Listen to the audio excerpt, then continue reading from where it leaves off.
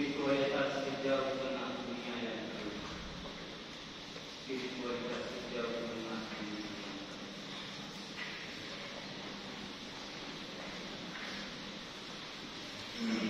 Janji mengenai langit yang baru dan bumi yang baru. Janji Allah ini yang diletakkan ke dalam mulut Yesaya terdengar bagaikan bersalin yang dengan baik demi baik yang merekam jejak peristiwa-peristiwa perubahan. Yesaya hidup pada abad ke-8 sebelum Masehi, suatu periode paling bergejolak dalam sejarah Israel. Israel menemukan dirinya remuk di antara kerajaan Asyur, Babilonia dan Persia, para kekuatan raksasa dunia masing yang bertarung untuk memenangkan hegemoni atas teritori. Kitab Yesaya mengisahkan kehidupan bangsa kecil ini yang berusaha mempertahankan hidupnya di bawah keras kaki para raksasa politik internasional. Namun ia juga menegaskan pentingnya peran Yahweh untuk mengakhiri penderitaan Israel dan memperbaiki nasib. Pada sore hari ini, izinkanlah saya mengajak sama saudara dan saudara sekalian untuk merenungkan, membaca dan merenungkan janji Allah bagi bangsa yang penuh duka ini dalam terang hasil kapitel ke-25 Konstitusi kita yang memaknainya jauh dari sudut pandang spiritualitas kita. Perkenankanlah saya mengundang sama saudara dan saudari untuk berkaca dari pengalaman Israel masa Yesaya, melihat keterlukaan bumi kita yang tak lama lagi akan menjadi tak tertanggungan dan mengambil langkah-langkah kecil ekologis untuk membantu kebaikan.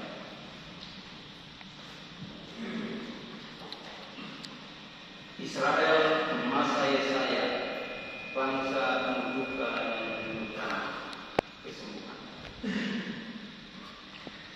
Luka-luka sosial Israel dalam perikop Yesaya yang dibacakan tadi terlalu berat bagi didengar. Butir-butir janji yang diberikan Yahweh tak lain adalah antitesis dari luka-luka yang sudah dan sedang diderita bangsa ini. Ada luka yang ditorehkan sendiri oleh Israel sebagai sebuah komunitas melalui praktik-praktik internalnya yang tak baik. Ada pula luka yang ditimpakan kepadanya oleh kekuatan-kekuatan asing yang mengincar teritori. Dan Yahweh menjanjikan bangsa itu sebuah kabar, yakni Yerusalem baru yang stabil dan teratur, sehingga bisa menjamin kehidupan yang aman sentosa secara permanen. Ini adalah sebuah komunitas yang bayi-bayinya akan mati dini dan orang-orang tuanya sampai umur panjang. Di balik janji itu bergerayutan bayangan komunitas lama, sebuah komunitas yang terluka, di mana bayi-bayi meninggal prematur karena pembiaran, kekurangan gizi, kesehatan yang buruk, dan yang orang-orang dewasanya mati muda karena kekerasan. Sejauh sebuah kota menjadi sekaligus pelaku maupun korban dari kekerasan dan brutalitas, tak ada satu kehidupan yang aman dan tiada seorang pun yang beruntung masa. Kota yang demikian, kota lama itu, adalah sebuah kota yang penuh dengan ancaman, ketakutan, cerita, dan tangisan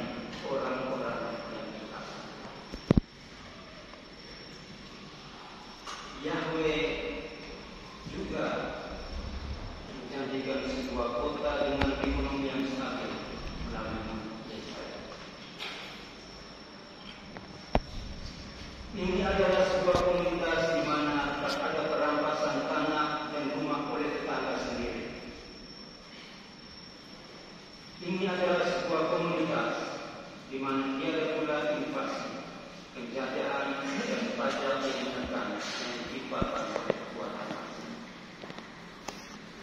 Kota Baru memiliki kebijakan, praktik, struktur ekonomi yang menjamin kesetaraan semua penduduk, sehingga orang-orang yang berada di pinggiran ekonomi tidak diterlantarkan dan merana di pinggir-pinggir jalan.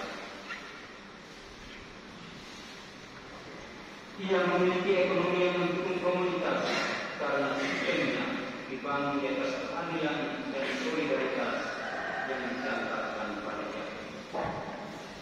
Berbeda jauh dari fitur kota ini. Berbeda jauh dari fitur kota lama, kota yang terbuka, di mana tanah para janda dicakap, harta warisan anak-anak yatim dirampas, dan orang-orang miskin berbaru kelaparan di jalan-jalan kota. Tak hanya itu janjinya, sang penjaga Israel itu juga menjanjikan kota baru, di mana serigala, lembu, dan anak domba dihitung sebagai anggota sah komunitas dan hidup dalam rangka. Visi kota hijau kota baru ini adalah berulang dari versi yang ringkas dari visi yang digambarkan dengan lebih kritis dan indah dalam Yesaya bab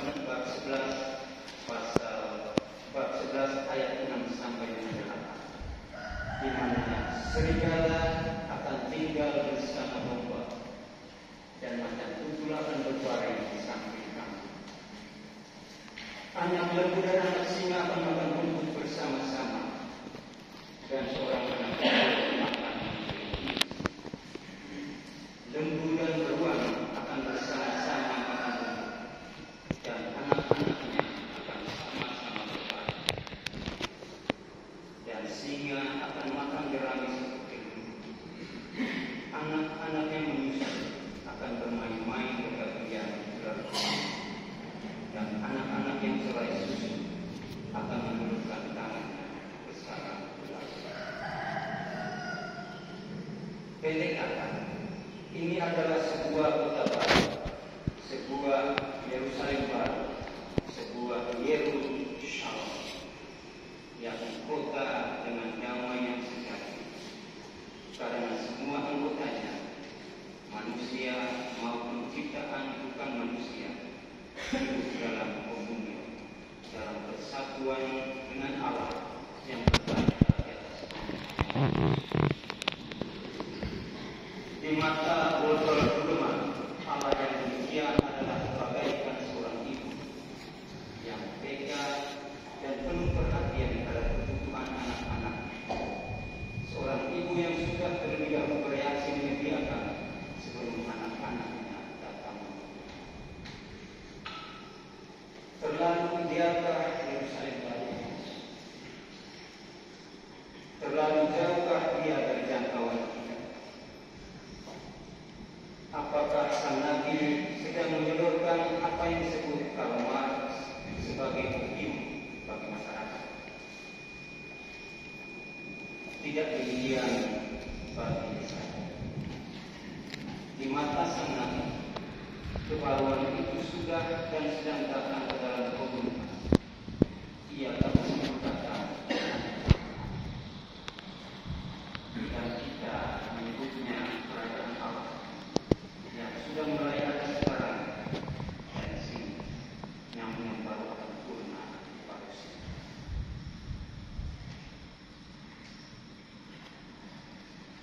Keterbukaan logis bumi yang kering. Perikop Yesaya bab 65 ayat 17 sampai dengan 25 tadi berdiri di hadapan kita sebagai sebilangan cermin. Bila kita membaca dan merenungkannya secara serius, kita dapat betapa wajah sosial Israel masa itu dan wajah sosial kita kini sini seperti wajah dua saudara. Kemiripan itu ditangkap secara jernih oleh para kapitularis Kapiten ke-25 Provinsi SPP kita di Rumah Retret di Matalo Matalopo pada 21 sampai dengan 28 Januari 2020. Para kapitularis kita mengidentifikasi dua jenis keterlukaan dunia kita. Pertama, keterlukaan akibat yang mengambil biologi. Yang pertama, banyak sama saudara berorientasi pada musik sebagai dialog profetis yang ditandai dengan mata-mata kasar. Kedua, keberakaran dalam sang sabda dan mendalam dalam hidup pribadi, komunitas, dan karya-karya. Dan kemampuan koordinasi di kalangan pemimpin serikat masih lemah.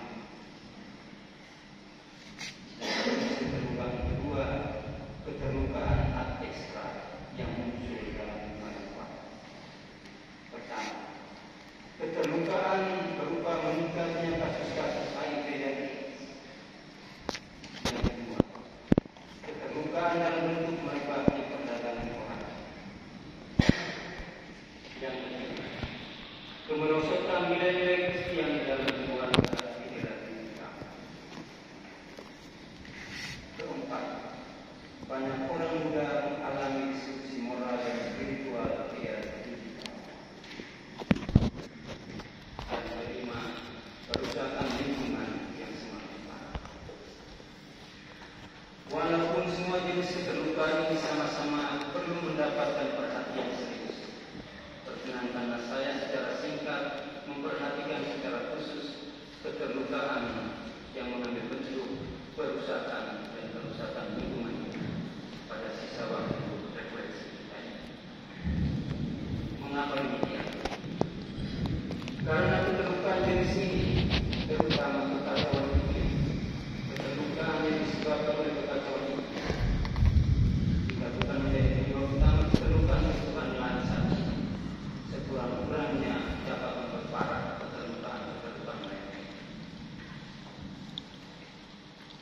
Naiknya suhu bumi dan panas yang semakin hangat akan menyebabkan mata air kita mengering, yang bisa disusul dengan meningkatnya konflik horizontal antar desa atau antar komunitas karena selain kepemilikan mata air.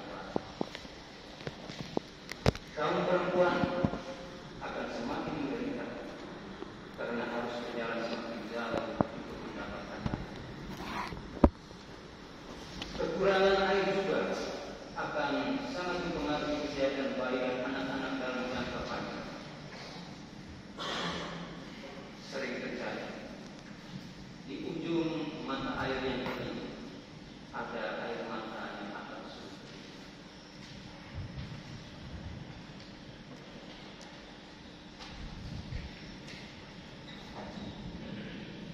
Kekacauan iklim juga akan merubah regularitas musim-musim kita. Ketika kekacauan iklim menyebabkan berkurangnya air atau terlalu banyaknya air dalam bentuk banjir, kita terancam dan terpanas. Dan tak ada jalan lain bagi saudara-saudara kita di desa-desa kita, di komunitas kita, kecuali merantau. Dan ketika kemiskinan membuat saudara dan saudari kita, membuat kita tak mampu menempuh jalan legal, kita mengambil jalan bebas, dan kita menjadi objek dan perdagangan orang. Saudara-saudari kita menjadi objek dan perdagangan orang.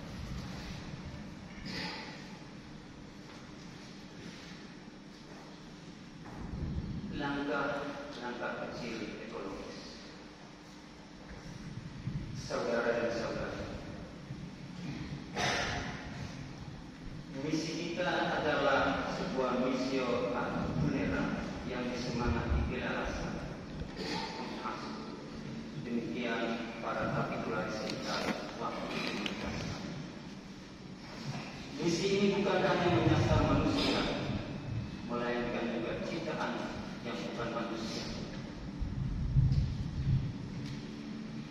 Ini adalah sebuah misi yang utuh, merangkul seluruh ciptaan Allah. Ia sejatinya adalah sumbangan kecil kita untuk ambil bagian dalam karya Allah, untuk menambah sejengkal pada perealisasian kerajaan Allah di langit dan bumi yang baru. Bolehlah kita memulai isi akun merah kita itu dengan langkah-langkah kecil dan praktis dalam komunitas.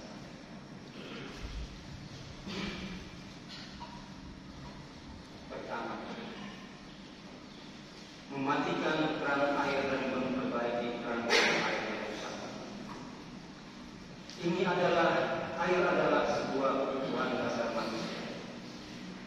Lebih dari 70% tubuh kita terdiri atas air. Untuk memasak kita memerlukan air. Kita memerlukan air untuk mandi. Seperti kita, tumbuhan dan hewan memerlukan air. Tanpa air, tak ada satu makhluk hidup pun yang dapat bertahan. Namun ketersediaan air sangat terbatas. Karena itu, kiranya kita menggunakannya secara bijaksana hemat rendah tersebut sambil mengingat saudara-saudara kita di tempat lain yang mengalami kekurangan. Bagi mereka, seekor air bisa saja berarti bilangnya kedamaian dengan bahkan karena kondisi kebutuhan. Kedua, mematikan lampu listrik bila tidak benar-benar diperlukan. Mematikan listrik sebelum mengunci pintu kamar. Listrik adalah sumber energi yang mempermudah kehidupan. Namun saat ini, energi ini diperoleh dari bahan bakar minyak dan batu bara yang pemakaiannya menimbulkan polusi udara dan efek rumah kaca luar biasa. Semakin lama lampu listrik yang tidak diperlukan lagi dibiarkan tetap menyala, semakin tinggi polusi udara dan semakin panas. Ketiga, memilah sampah secara benar. Sampah bila dibuang sembarangan dan tidak dikelola secara benar akan menjadi sumber polusi tanah, polusi air tanah, dan polusi laut.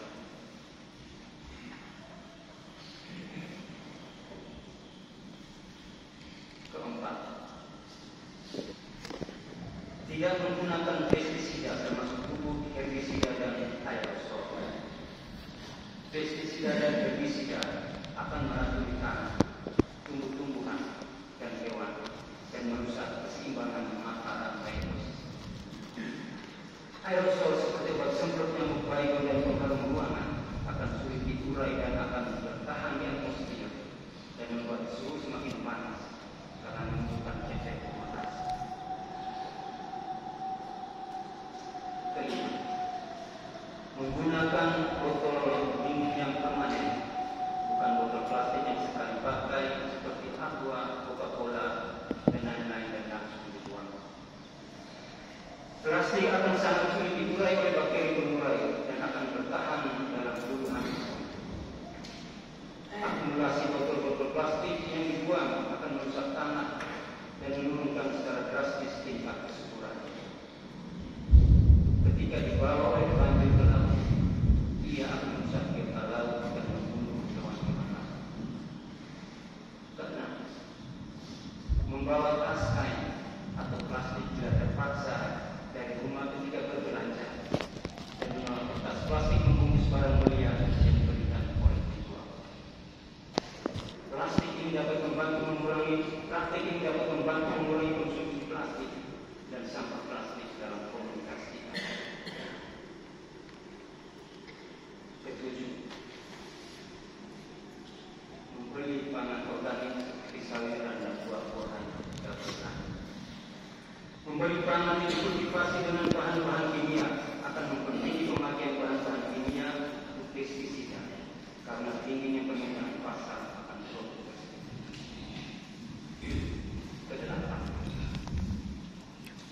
menggunakan dan merawat perabot-perabot kamar dan unit dengan baik akan dapat tertanam. Pintu kamar itu sebelah tidak dibanting ketika meninggalkan kamar. Kamar dimensi ekologis dari praktek-praktek kecil ini dapat dijelaskan secara sederhana. Barang-barang yang tidak dijaga dan dirawat dengan baik akan cepat rusak. Jika barang-barang tersebut terbuat dari kayu, penggantiannya dengan yang baru akan melibatkan penebangan hutan, penebangan pohon satu tempat lain. Bila perabot yang terbuat dari besi, sampah besi akan sama diurai dan dikelola. Kamar yang rapi, bersih dan terawat baik adalah bagian dari spiritualitas. Kesembilan, tidak menebang pohon dan bunga-bunga kita bila tidak ada alasan yang benar-benar kuat dan meyakinkan. Dan menanam pohon-pohon dalam lingkungan komunitas dan kebun-kebun milik komunitas kita. Sudah menjadi pengetahuan umum bahwa pohon-pohon diperlukan untuk menyediakan oksigen, menjaga mata air, memberikan kebutuhan kulit dan mata, dan menenangkan. Unit dan komunitas kita membutuhkan keempat-empat. Karena itu, tidak sembarangan menebang pohon dan menanam pohon-pohon adalah hal yang perlu dilakukan. Bila sebatang pohon ditebang, 2 pohon harus ditanam sebagai gantinya. Dan kita memiliki beberapa kontainer yang contohnya layak kita ikuti di komunitas. Ke-10, bila jarak dan waktu memungkinkan, moda transportasi yang dipakai adalah berjalan kaki, alih-alih menggunakan kendaraan bermotor. Kendaraan bermotor menimbulkan polusi udara dan menimbulkan efek rumah kaca. Ke-11, menggunakan kertas sampai habis halaman kosongnya dan mencetak sebuah teks dengan menggunakan halaman depan dan belakang. Kertas berbahan dasar dari pohon. Semakin banyak kertas dipakai, semakin banyak pohon dibakar. Ke-12, membaca, merenungkan, dan bermeditasi kitab suci dengan menggunakan kacamata hijau atau mata yang lurus. Nama kita adalah misi kita. Kitab suci adalah jantung hati misi setiap kita. Di tengah krisis ekologi yang mendera bumi dan segala isinya, berinteraksi dengan kitab suci seperti ini adalah sebuah kemendesakan. Bagi kita, para misionaris dan utara Sangsaka, kita pasti ingat perikop Injil favorit Bapa pendiri kita. Pada bulannya adalah firman. Firman itu bersama-sama dengan Allah, dan firman itu adalah Allah. Kepadanya dapat mengesahi ditambahkan. Pada mulanya adalah firman. Firman itu bersama-sama dengan Allah, dan firman itu adalah Allah. Dan Dia menjadikan bumi beserta segala yang berkeliapan.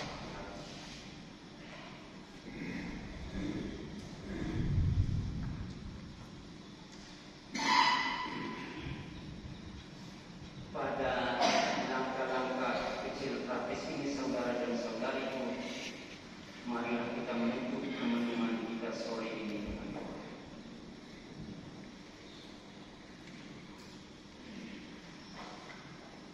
Allah Maha Kuasa, Engkau hadir dalam seluruh semesta dan dalam ciptaan yang terkecil sekali. Engkau merangkul dengan penuh kelembutan semua yang ada. Limpahkanlah atas kami kuasa kasih, sehingga kami dapat melindungi kehidupan dan kehidupan. Penuhilah kami dengan damai, agar dapat hidup sebagai saudara dan saudari tanpa melukai seorang pun.